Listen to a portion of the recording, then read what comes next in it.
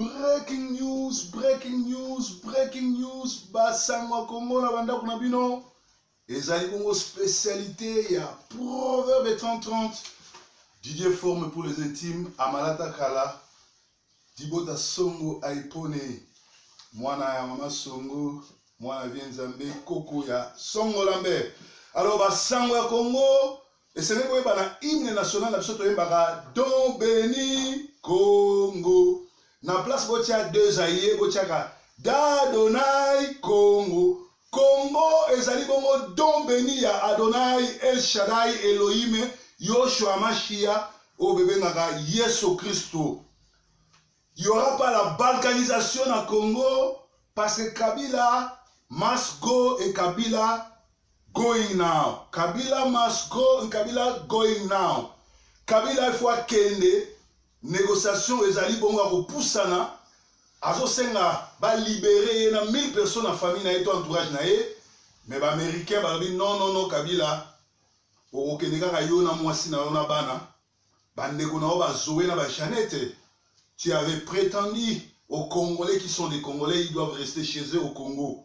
Donc voilà, Kabila doit partir et ba américain ba boyi abimana ba tebele yango moni la paire a changé de côté.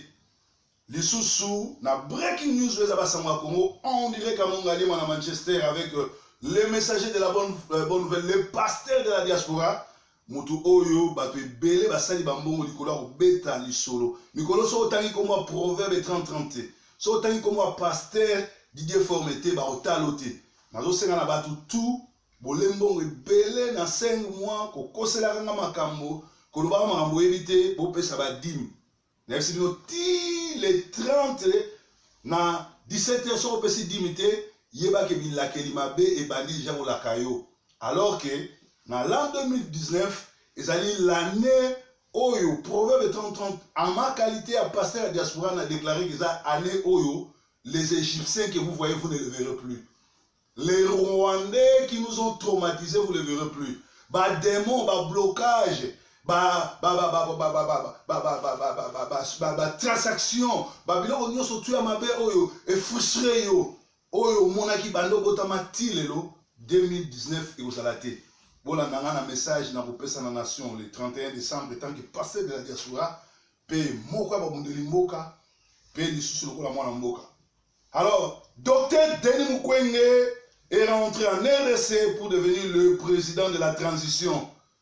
Docteur Denis Mukwege a quitté le lobby na fief na ye na kota est ya Congo pour na koya ko assumer rôle na ye ya président de transition parce que il y aura pas des élections toujours que na transition ba ponaki Mosengo cardinal a lobby ye azali trop pris a tiki place na docteur Denis Mukwege aza trop chargé lisusu aner mutu a lancé ma vidéo, il y a tuerie, il y a massacre, parce que bazo banga soulèvement populaire.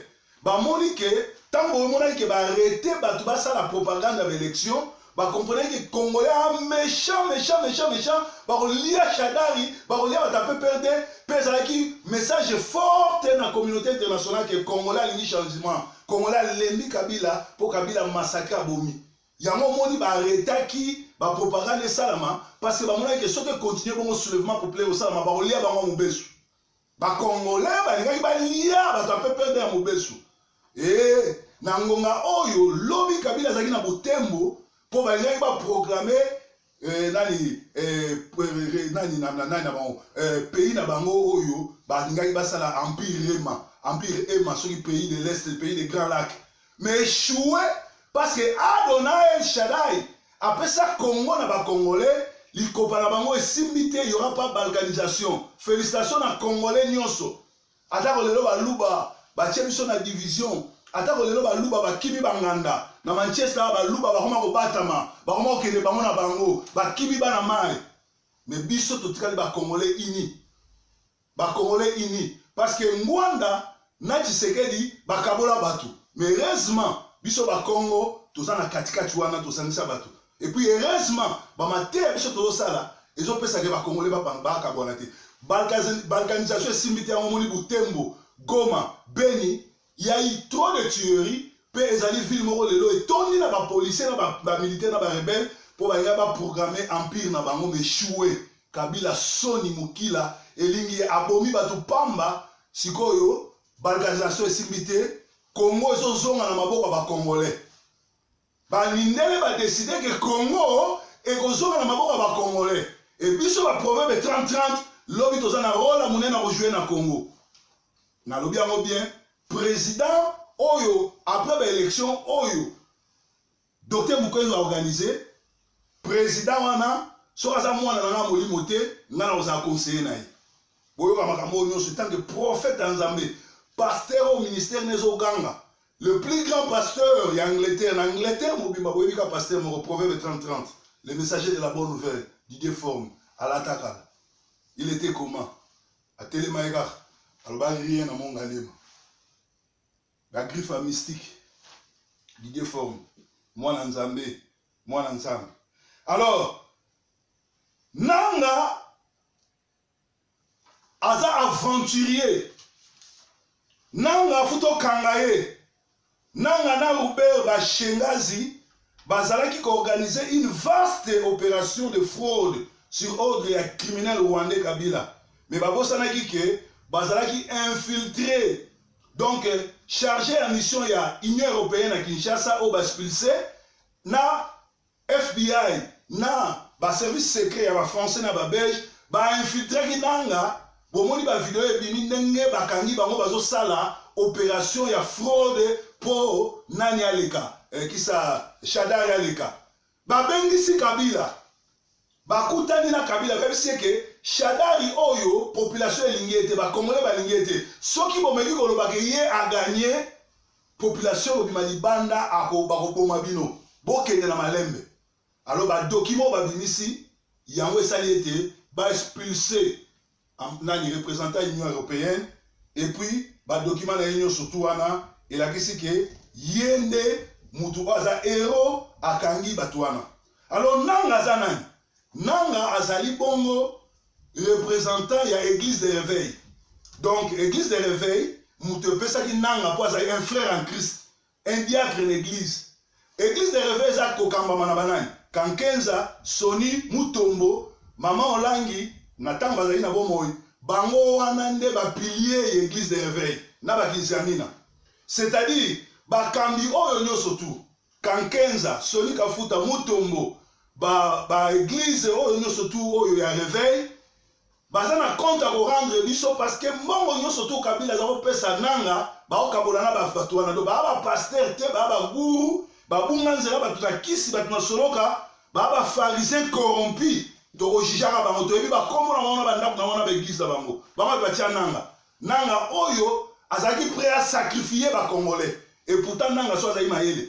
Ayoko ni akoko sala. Ayena na poto, asali déclaration que na kimi ba élection pour Kabila zolinga ba tricher. Biso ba na poto to ngato yambaye, ayina za sécuriser. Mais nanga a préféré malgré mon ande baboma malumalu, malgré nous a préféré à résister à ça la makambu, ya Kabila heureusement nzamba la raté à la musibatu. Alors, bon Kabila azo kende, mais balkanisation est simité. Alors, busoba mususu ezali bongo muto na kombo ya minaku. Na ngongo azo batele renya bango esili. Akena idio fayena mesempita. Bavandi na ba machine à voter pour bata PPRD bazata na ba 50-30 machines à voter yemo avandi na ndako na ye azo votaka minaku na idiofa tika masolo ya voter parce que il y aura pas des élections pour échouer. Donc Congo ezali ben de nani don béni de Dieu nzambe mo ka bundeli biso nzambe mo ka zo sala. Alors ba église catholique balingi Tshisekedi ati que la faille de place comme azali tout le temps voter les bazo ba décision bazo banga ke ceux qui va nommer président du Congo, tellement, à ça même le diplôme d'état, à ça peut l'esprit, à bala peut ceux qui a beau taper dans ta moitié, c'est-à-dire à ça inceste dans l'envoûtement, na bibi qui balou à bofinganga, mais ngana mais ça bofinganga, bazo banga soit commis président du Congo, tant on y surtout avant nous décision pour le Congo à l'envoûter. Yangoana, Église catholique, ba sali réunion, ba lingi, Fayulu, à la président, mais Fayulu paye. À la Libongo, pire petit à Roberwa, to éviter au Soulaneni. Donc, breaking news à l'élo, elaki basango kitoko Kabila azokende na yebisaki bino ke ba américain ba pesi 5 jours le 31 décembre aux Congo te pour balkanisation et simbité l'élection et au salamate toke na transition sa Kabila.